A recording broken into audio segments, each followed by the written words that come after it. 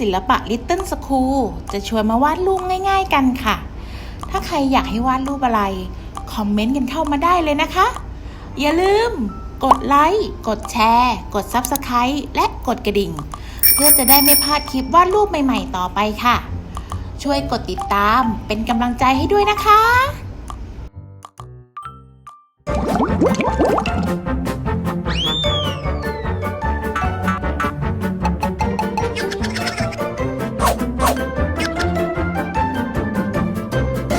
บ้านศิลปะ Little School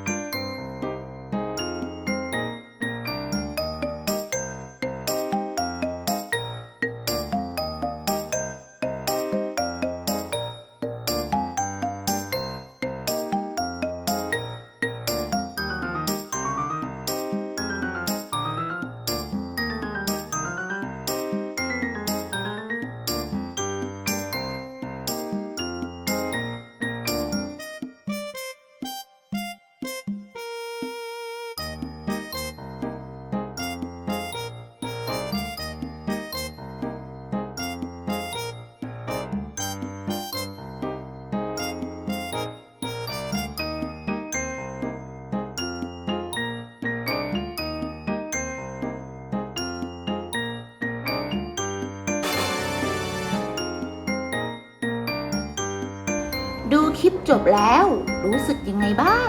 ทำตามกันได้ไหม คอมเมนต์บอกคุณครูได้นะ แล้วพบกันใหม่คลิปหน้าค่ะ บ๊ายบาย